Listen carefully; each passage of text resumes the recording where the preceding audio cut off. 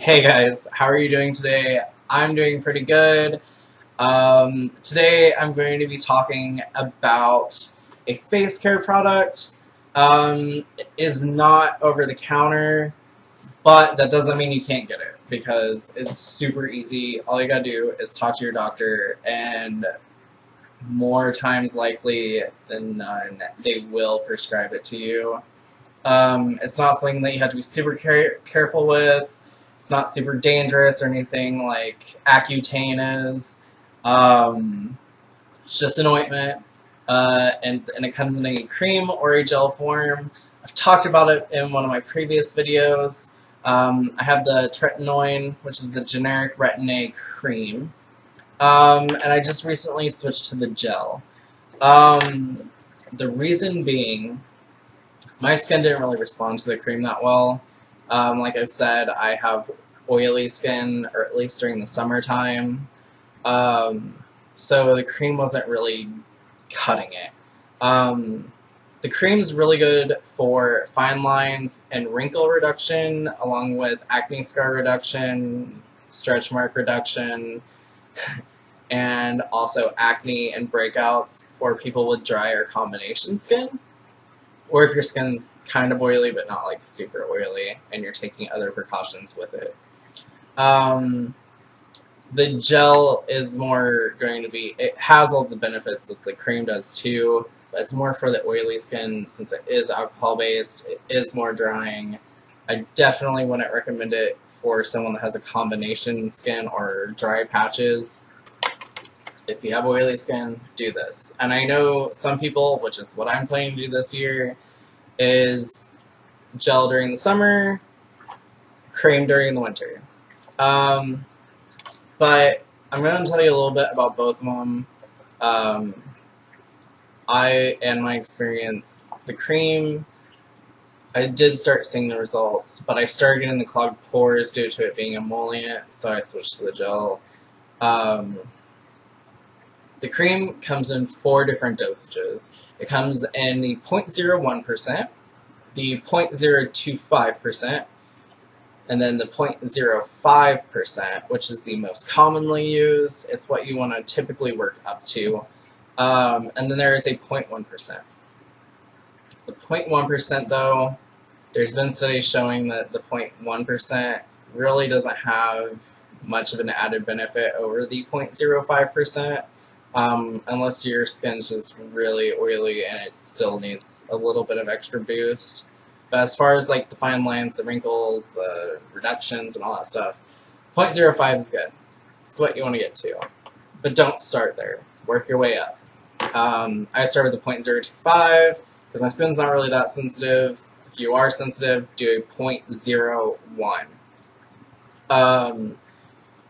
Because the side effects include includes your skin getting irritated and red, and you'll have some peeling, and it's not exactly pleasant. I'd say it wasn't terrible for me since I started with the low dosage.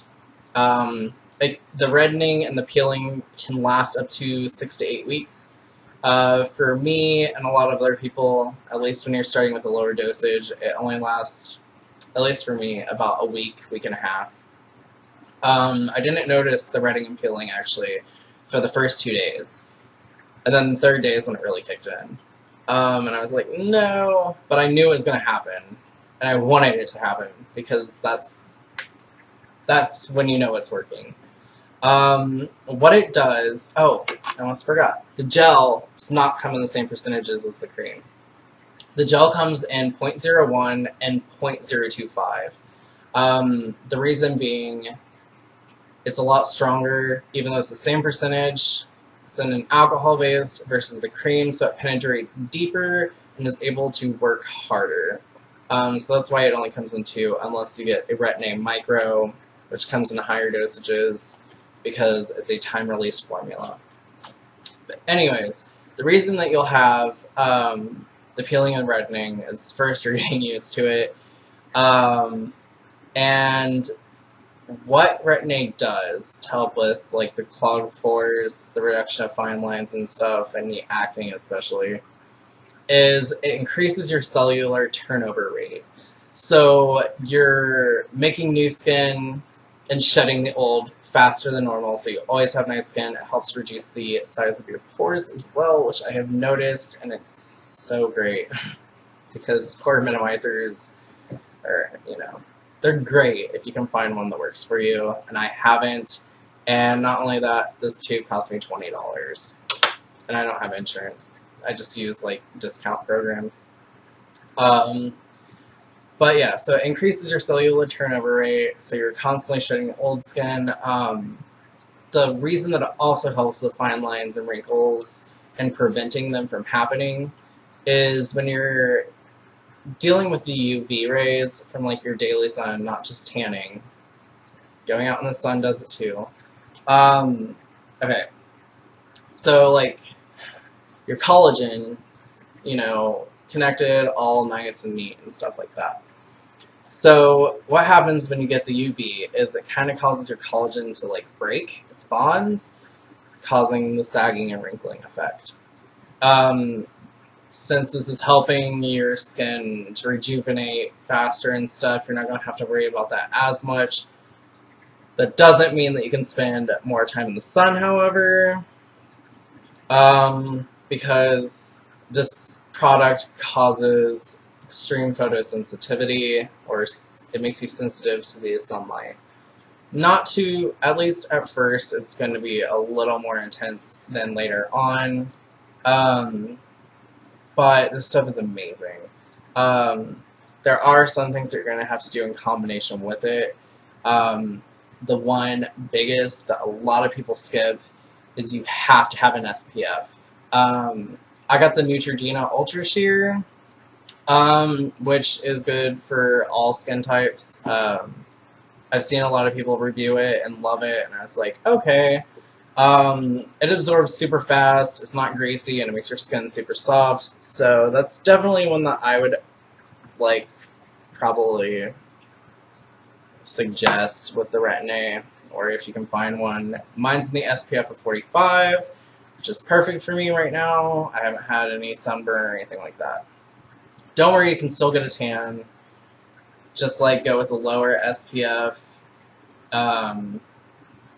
or as long as you're not having the drying effect that's like super bad, you know, go out into the sun and get your tan on or whatever. The other thing that you really have to make sure you do is moisturize, moisturize, moisturize. This stuff does cause drying. Even the cream does, to an extent, not as bad. But it's going to help also, especially in the beginning, it's going to help reduce the side effects of the skin irritation and the peeling until your skin gets used to it. I personally use a hyaluronic acid moisturizer. I just think hyaluronic acid moisturizers work the best, or at least for my skin. I think the brand I have is Hyalogic.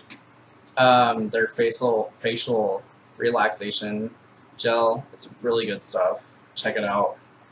I can't remember how much it costs because I got it quite a while ago. One bottle lasts a very long time. But yeah, if you've ever been curious about those stuff, talk to your doctor about it. He didn't really know about the cream versus the gel, really. He didn't understand that one's technically stronger than the other. When you're starting out with the cream, if your skin isn't like super sensitive or anything like that, start with the 0.025%. Don't just jump to the 0.05, or the side effects are going to be intensified and probably not very comfortable. And then go up to 0.05 within a month or two after your skin adjusts. You might go through the reddening and peeling phase again, but it won't be as bad as the first time, or at least in my case. With the gel, definitely start at a 0.01 and then go to a 0.025, which is the highest you can on this, because even though I was using the 0.025 in the cream, and I went to the 0.025 in the gel, I had to go through the starting phase all over again, and it was actually a little more intense. But again, it only lasted a week. Now my skin's finally adjusting, and it feels and looks way better. My pores are minimized, not having breakouts anymore. It's awesome. But also, remember, just because you're on it doesn't mean you're not going to get a breakout. That's just, nothing can do that, because there's so many things that can contribute to acne, like your hormones and stuff like that. But if it's just because you have oily skin, clogged pores and stuff, it's going to help you so much. But yeah, there's a lot of information out there. This is just the basics. And the gel versus the cream isn't something that's talked about that much. Most people just use the cream and think it's the only option. But if you have oily skin, try the gel out if the cream doesn't work for you. But yeah, I hope that was an informative video for you guys. You can order online. Again, I definitely recommend going to a doctor, but do what you want with that. Also, I'm not a medical professional. That probably sounded wrong. Anyways, I'm not a doctor or anything like that. So this is all from the research I've done.